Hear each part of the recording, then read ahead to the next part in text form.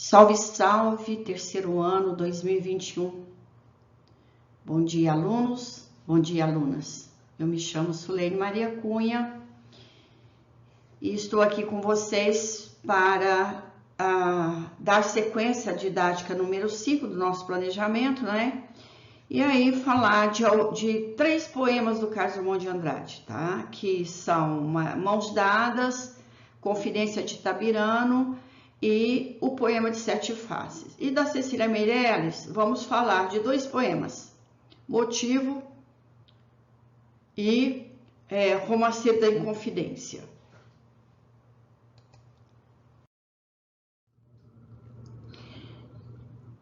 Iniciamos aí com os poemas de Carlos Drummond de Andrade, mas antes eu vou fazer uma rápida reflexão sobre por que gostamos tanto de ler poemas do Carlos Drummond de Andrade? E por que as pessoas que não são estudiosas de literatura acabam conhecendo algum poema do Drummond, tá? Porque circula nas redes sociais, circula nos jornais, circula entre os próprios conversas, né, diversas que temos por aí, acaba surgindo muitas vezes algo, né, em torno da poesia do Drummond.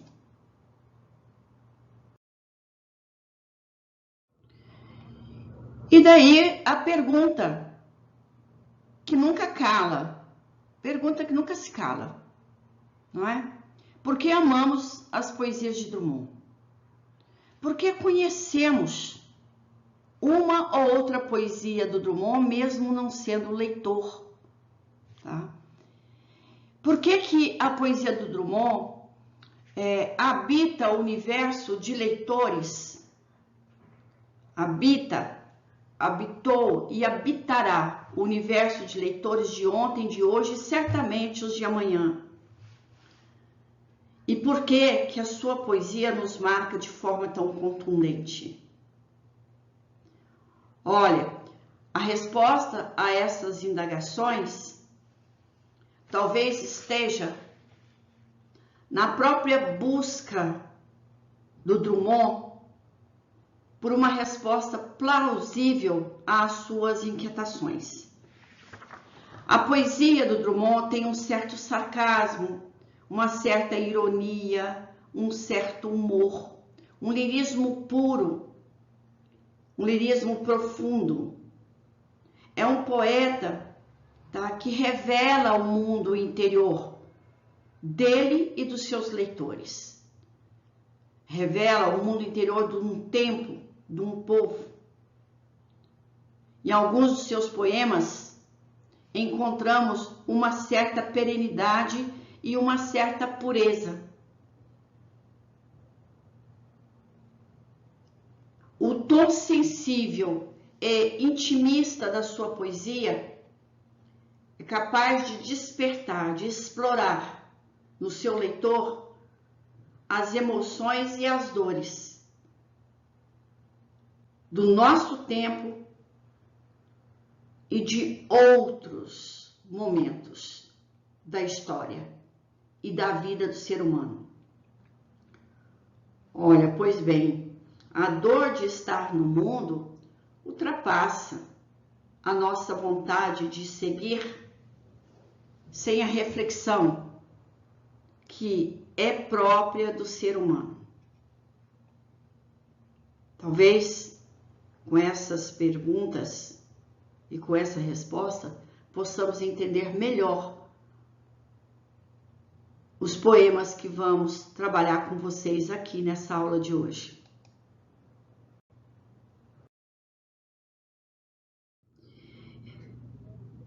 Eu coloquei aqui nesses slides uma revisão das características do Carlos Drummond de Andrade, tá? Então, sempre quando vocês forem fazer prova, tá? Leia o poema de forma bem profunda, conhecendo a estrutura e os aspectos formais do poema e lembra das características próprias de cada poeta e o estilo de cada poeta e o que o texto nos revela, tá? Então está aí, não é? Estão aí os 2 slides para vocês darem uma estudada nisso daí.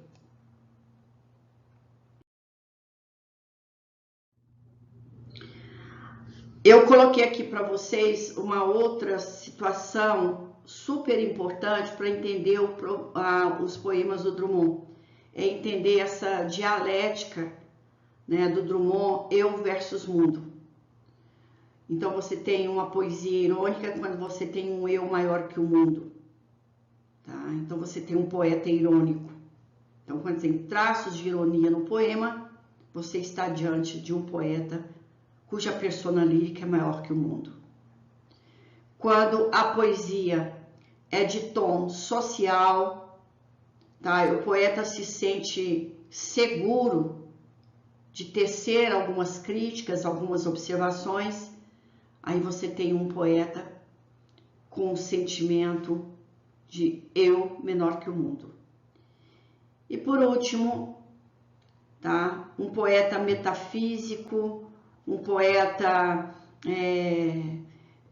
cheio de indagações, e aí você tem uma persona lírica do eu igual ao mundo. Ok, pessoal? Então, pessoal, coloquei para vocês quais são os temas inerentes à poesia do Carlos Drummond de Andrade. Também para vocês darem uma olhada, né, para vocês estudarem para nossa prova e mesmo para a prova de vestibular, ok?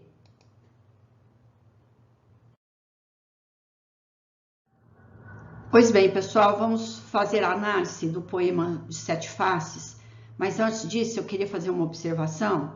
Olha só, a leitura de um poema, a interpretação, a análise, o estudo tanto de um poema quanto de um romance, nunca está pronto e acabado, né, pessoal? A minha disciplina não é uma disciplina que dá respostas exatas.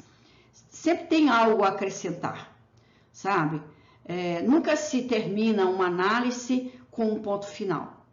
É importante vocês saberem isso, né, de que os textos serão sempre portas abertas aos seus leitores, ok? Então vamos ler o poema e ir analisando cada estrofe. Primeira estrofe: quando nasci, um anjo torto desses que vive à sombra disse: vai, Carlos, ser gosto na vida. Pessoal, perceba aí que o anjo anunciador não é um anjo de luz, é um anjo sombrio, tá? E que ele anuncia uma criança que nasce, mas ela não nasce como os outros. Ela é um gauche, ela é diferente, ela é esquerda, ela é estranha, ela é desajeitada. Portanto, a persona lírica aqui se sente fora do mundo, tá? Ele se sente fora do mundo e, consequentemente, será um homem isolado do seu mundo e do seu meio social. Ok? E mais, a prosopopeia contribui muito para que isso aconteça. Vamos para a segunda estrofe. As casas espiam os homens que correm atrás de mulheres. A tarde talvez fosse azul, não houvesse tantos desejos. Percebam aí, pessoal, a personificação. Quem olha, quem observa os homens, não são as casas que espiam, são as pessoas. Dentro dessa estrofe, o verso "a tarde talvez fosse azul" é um um elemento quase que romântico, que traz em si uma certa beleza. E o belo está muito próximo do romântico. Mas a persona lírica imediatamente nega isso quando ela diz: se não houvesse tantos desejos. Então, no terceiro verso, algo que poderia ser belo, e no quarto verso há uma outra questão aí, que é a questão do desejo carnal, do sexo. Terceira estrofe. O bonde passa cheio de pernas, pernas brancas, pretas, amarelas. Para que tanta perna, meu Deus? Pergunta meu coração. Porém, os meus olhos não perguntam nada. Pessoal, olha a metonímia aí. Quem passa, tá? É o bonde repleto de pessoas brancas, pretas e amarelas. E o coração dele, a emoção, a sensibilidade, o coração que é puro, pergunta: mas os olhos não perguntam nada, porque os olhos estão com as retinas saturadas. Os olhos não perguntam nada, porque vê todos os dias a mesma coisa. Os olhos estão acostumados, e o coração só que pergunta, porque é o sensível. Temos aí uma posição de ideias entre coração versus olhos. Ok, pessoal? O que interessa mais às relações humanas, né, que seriam as indagações e tal, reduz-se ao pequeno, que é o desejo da carne. O Gush parece resistir ao mundo. Os olhos não perguntam nada, está acostumado à coisificação do mundo. Quarta estrofe. O homem atrás do bigode é sério, simples e forte, quase não conversa, tem poucos, raros amigos. O homem atrás dos óculos e do bigode. Veja onde o homem como o homem se esconde. Ele se esconde atrás daquilo que são elementos parecerem sérios. Óculos e bigode.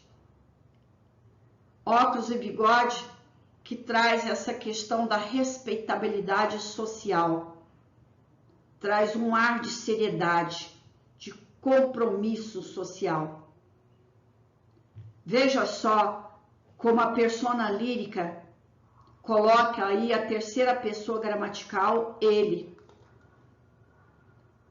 Tá? Com isso, o poeta se afasta desse universo chamado mundo. Ele se isola. Por isso ele usa a terceira pessoa, ele, o homem, atrás do bigode. É simples, é sério, é forte, não é? Quinta estrofe. Meu Deus, por que me abandonastes? Se sabias que eu era Deus, se sabias que eu era o fraco. Veja o diálogo com passagens da Bíblia. Quando Cristo na cruz, no sofrimento, olha para o céu e pergunta: Pai, por que me abandonaste? Ora, pessoal, persona lírica, o Gush e Cristo são estranhos, são diferentes, não são aceitos. Não é isso? Bom, a diferença é que Cristo é forte, é Deus. E o Gush é frágil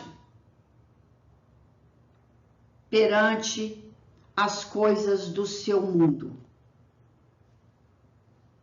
Ok?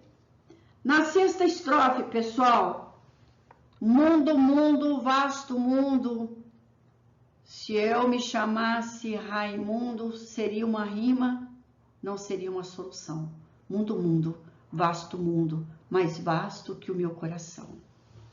Percebe-se aí nessa estrofe os elementos de repetição, que é a estilística da repetição, né? Nos textos de Carlos Drummond de Andrade. Observa-se aí, tá? Uma persona lírica irônica, cheia de si, individualista, que usa o viés da ironia para dar uma resposta a si e uma resposta ao leitor. O nome da persona lírica contém a palavra mundo, Rai mais mundo, tá? Veja a ironia, né, da persona lírica com relação à sua colocação no mundo. No poema, veja como ele se sente assim, um eu maior que o mundo, capaz de tecer uma crítica e uma ironia, já que eu não consigo resolver os problemas do mundo. Viva o Raimundo! Tá? Quando ele fala mundo, mundo, vasto mundo, mais vasto é meu coração, esse sentimento de mundo está presente nas fases da poesia do Drummond. Eu até pedi para vocês lerem um poema dele chamado Mundo Grande, para vocês perceberem esse sentimento imenso de mundo que Drummond traz com ele, tá? A última estrofe, sétima e última estrofe, eu não devia te dizer, mas essa lua, mas esse conhaque deixa a gente, botam a gente comovido como o diabo. De novo, ironia, pessoal. Não é esse aspecto noturno e nem é esse conhaque, nem é essa bebedeira que trouxe todos esses questionamentos sérios ao longo do poema. É como se a persona lírica se servisse da noite, né? E da lua, da noite, do aspecto noturno, do conhaque, para fazer o poema. E não é bem isso que o poema traz para os seus leitores. Há indagações aqui sérias. Há indagações aqui, né, da existência humana, do eu e o mundo, eu e o sentimento de mundo, eu estar no mundo. Ok, pessoal? Fica aí a análise desse poema. Qualquer dúvida, vocês podem entrar em contato conosco.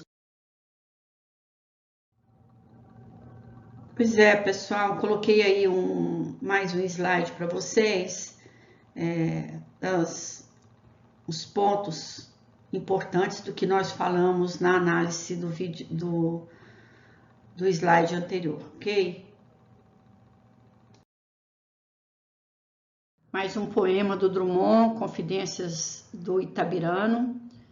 Drummond teve como temática também falar das suas memórias, falar de Itabira, né? Vamos à leitura. Há alguns anos vivi em Itabira, principalmente nasci em Itabira. Por isso sou triste e orgulhoso de ferro. 90% de ferro nas calçadas, 80% de ferro nas almas, e esse alinhamento do que a vida é porosidade e comunicação. A vontade de amar que me paralisa o trabalho vem de Tabira, de suas noites brancas, sem mulheres e sem horizontes. E o hábito de sofrer, que tanto me diverte, é doce lembrança de Tabira. De Tabira eu trouxe prendas diversas que ora te ofereço. Esta pedra de ferro, futuro aço do Brasil, este São Benedito do velho santeiro Alfredo Duval, este couro de anta estendido no sofá da sala de visitas, este orgulho, esta cabeça baixa. Tive ouro, tive gado, tive fazendas, hoje sou funcionário público. E Tabira é apenas uma fotografia na parede, mas como dói. Bom, pessoal, perceba que nós estamos num poema que tem um dado particular, que é a cidade onde nasceu o Carlos Drummond de Andrade, Tabira, mas a dor sai dessa relação do particular para algo universal.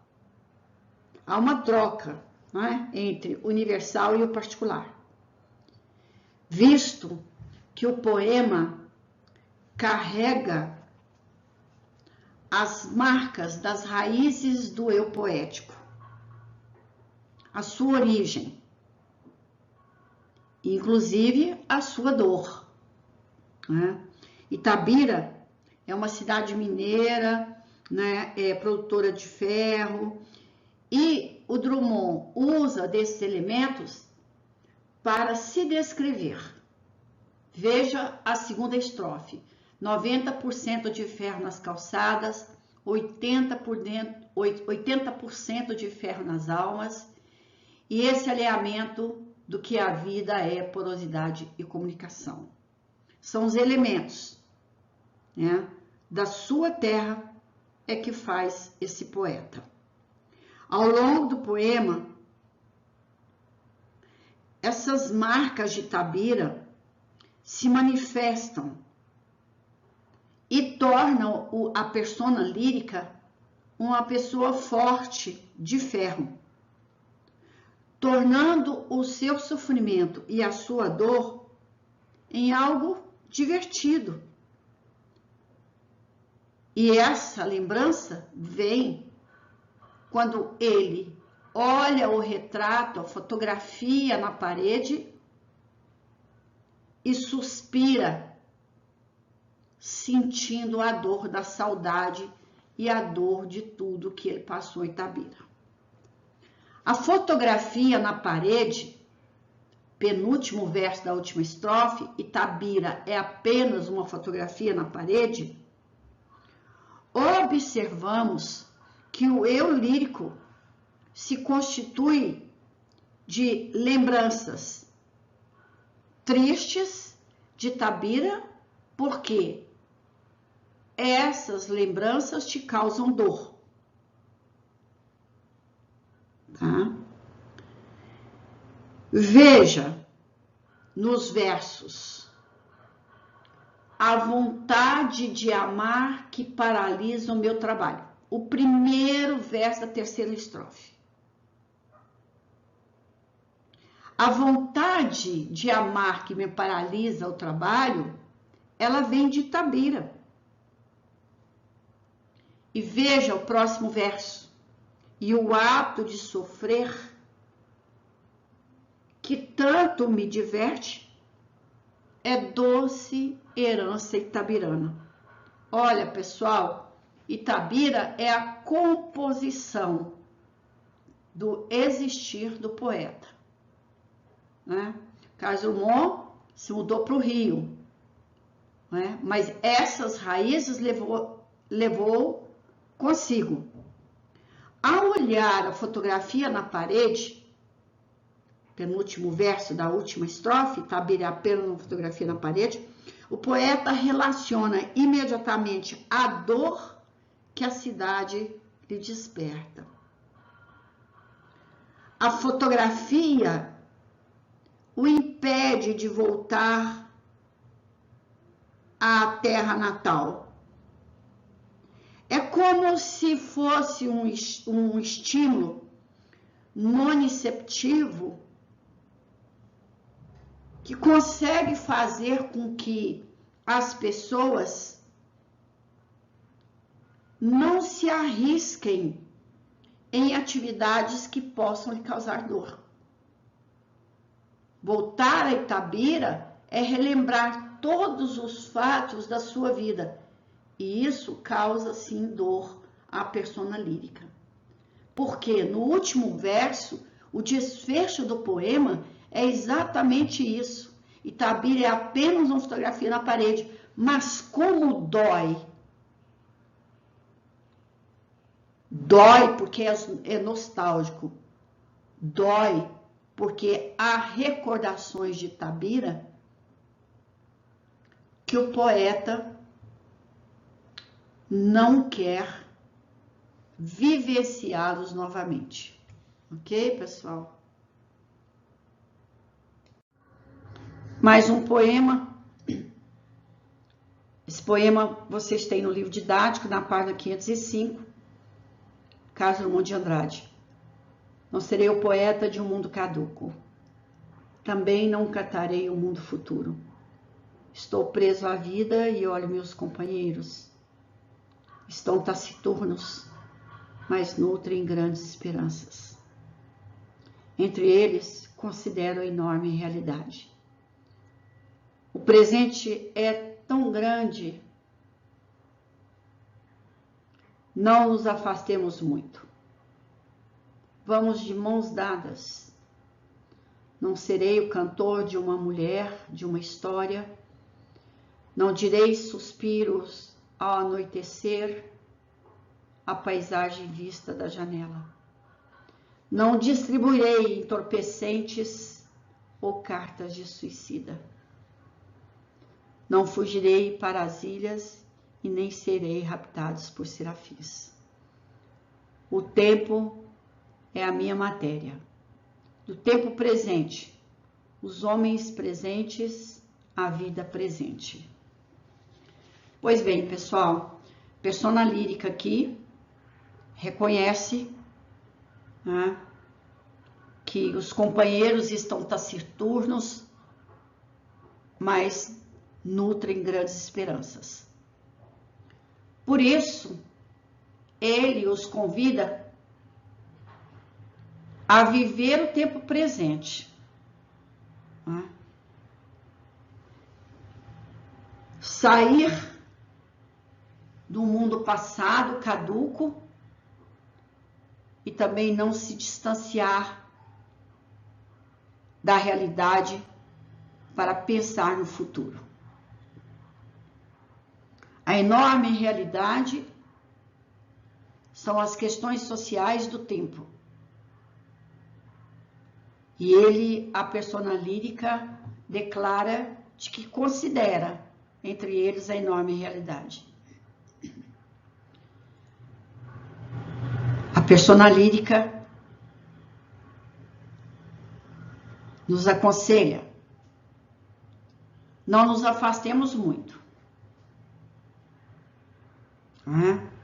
Vamos de mãos dadas. Porque só de mãos dadas podemos vencer a enorme realidade. Veja como esse poema é atemporal. Veja como esse poema está falando conosco nos dias atuais. Só de mãos dadas podemos seguir para vencer a enorme realidade.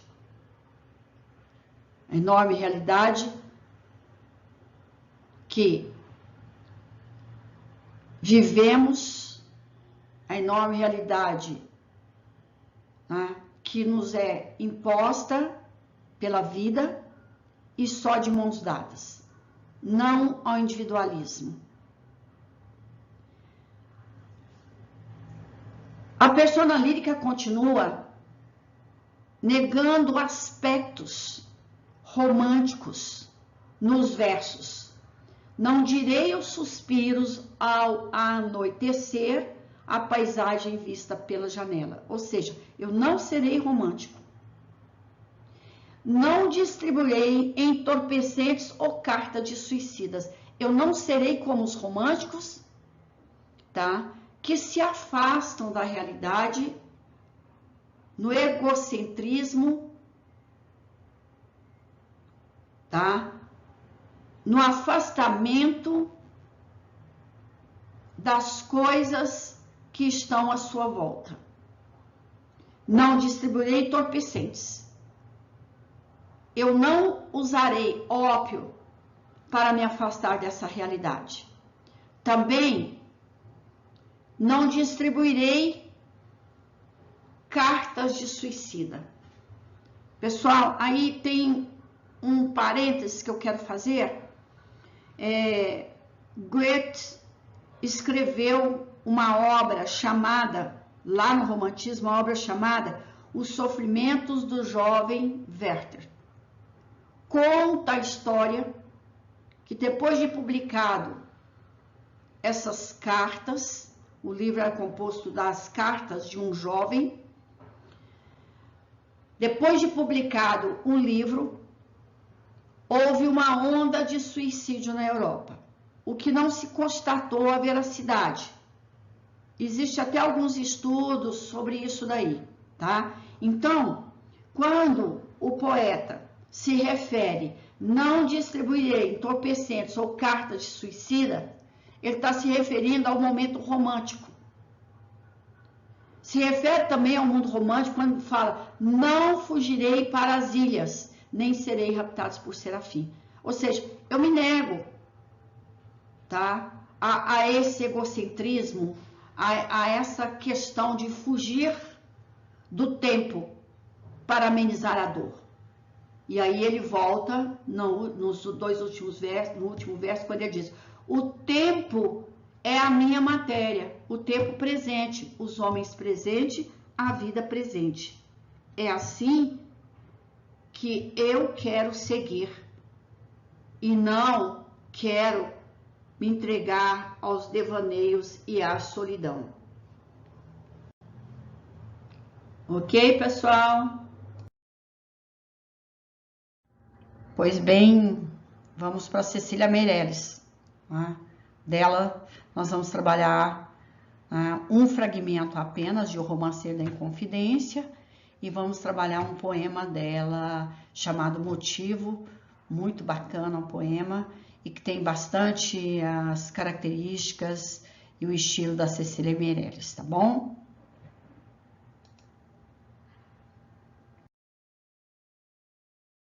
Continuando, né, com os nossos slides, mais uma vez eu coloquei para vocês, a título de revisão, um slide com algumas características da poesia da Cecília Meirelles, assim também como uma referência às suas temáticas, tá?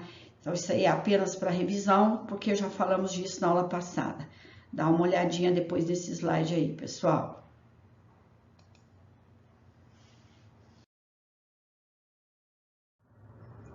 Pois bem, seguindo aí, né, na narração dos nossos slides, vamos fazer a leitura do poema Motivo, da Cecília Meirelles, e colocar em linhas gerais algumas ideias sobre o poema, ok? Motivo.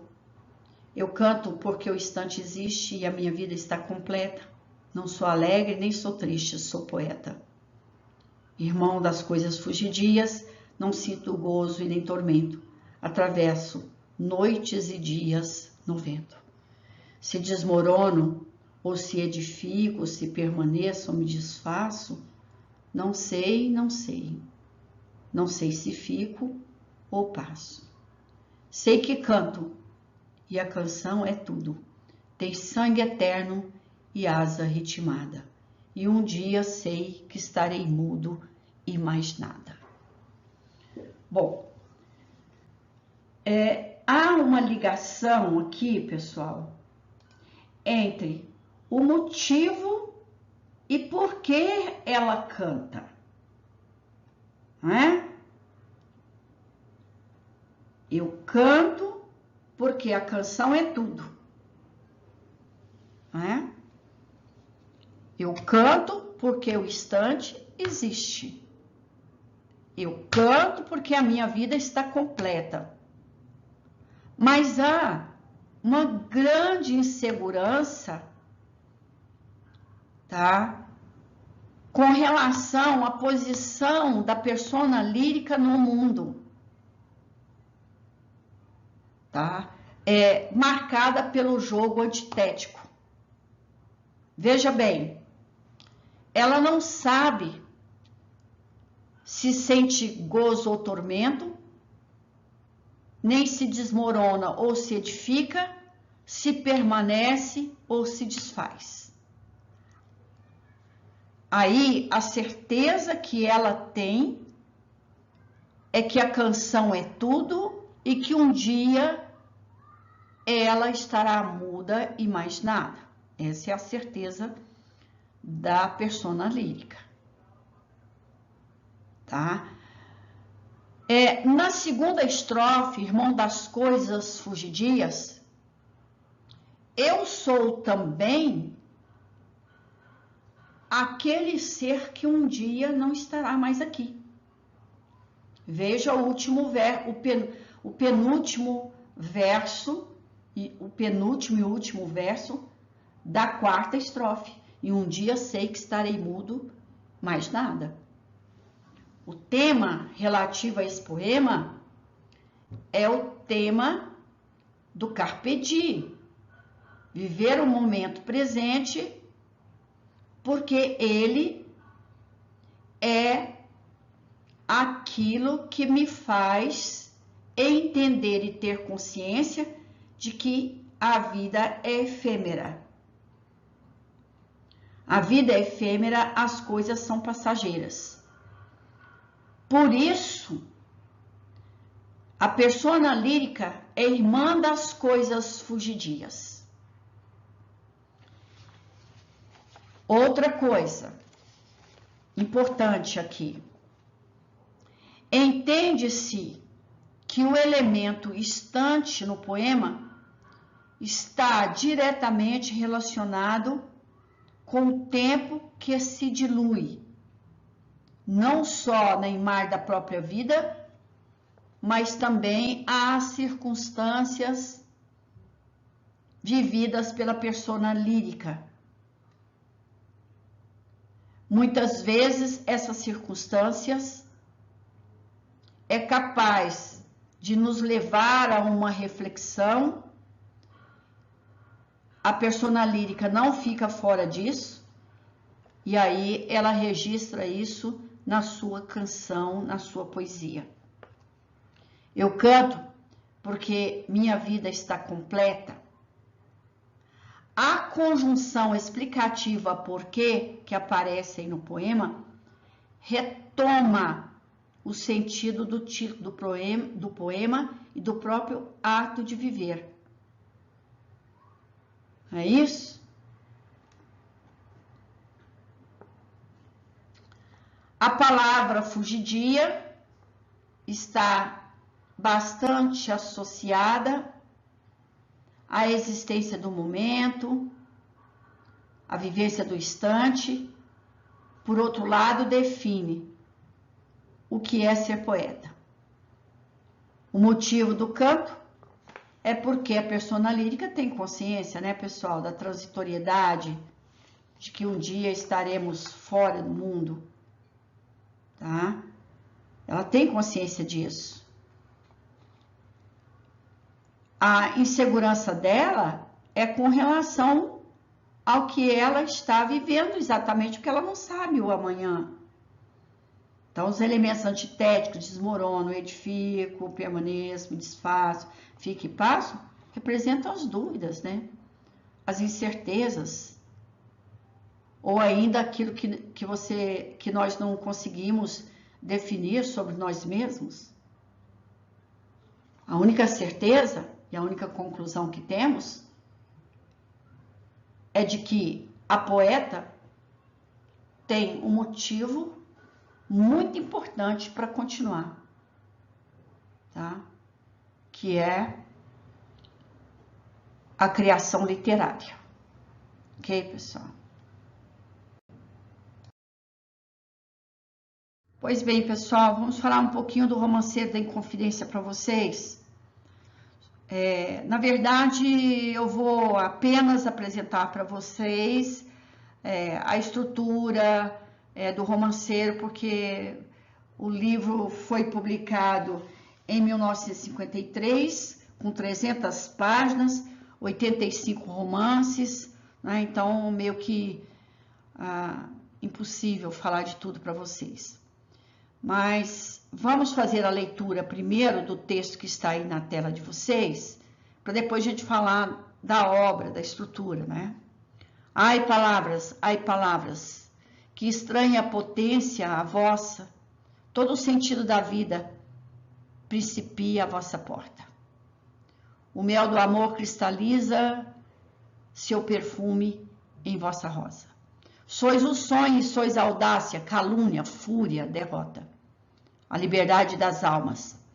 Ai, com letras se elabora, e dos venenos humanos sois a mais fina retorta, frágil, frágil, como vidro, e mais que o aço, poderosa. Reis, impérios, povos, tempos, pelo vosso impulso rondam. Tá. Aí palavras para falar da Inconfidência Mineira, né? Aí palavras para falar de uma história, né? Que é de uma potência, né? Mas também é de um mel, é de um amor que cristaliza, né? A liberdade das almas. A Inconfidência gira em torno dessa liberdade, a liberdade das almas. Com que letras, hein? De que forma a poeta pode falar dessa liberdade? Né? Disso que é dessa história que é calúnia, fúria e derrota. Que é frágil como um vidro, mas também é aço poderosa. Ela vai falar de quê? De reis, de impérios, de povos, de tempos, de impulsos. Ela vai falar de um tempo, de um povo, de uma história de liberdade. Tá? Bom, o Romanceiro da Inconfidência, pessoal, foi publicado em 1953 e apresenta mais de 300 páginas. O tempo, tá? É o tempo da Inconfidência Mineira, da Conjuração Mineira, século XVII, século XVII, século XVIII. E a obra divide-se em 85 romances, com seus cenários, com seu tema central e com as suas personagens. A estrutura formal apresenta versos paralelos, rimas, evocações, lamentos e outras características da literatura medieval própria dos romanceiros. Os personagens da Inconfidência Mineira, os importantes, estão, tá, no romanceiro da Cecília, mas também estão as pessoas que não estavam diretamente ligadas ao contexto político social, tá? Mas elas estavam presentes, tá, em Vila Rica e nos arredores. Daí a importância da Cecília Meirelles captar personagens, tá, nos arredores, né, da região e que sofreram indiretamente as consequências, né, da Inconfidência Mineira, tá? Personagens como Chica da Silva e seu marido João Fernandes de Oliveira, o Conde Valadares, Chico Rei, estão todos presentes. A obra é dividida em 5 cenários dispostos na ordem dos fatos. Tá? A autora empresta a sua interpretação feminina, o seu olhar feminino, para que o leitor veja a história, desta vez em versos, pelo olhar feminino. Ela estimula o seu leitor por meio da repetição dos versos, da musicalidade ou dos nomes desconhecidos, tá? Ela estimula o leitor a encontrar, né,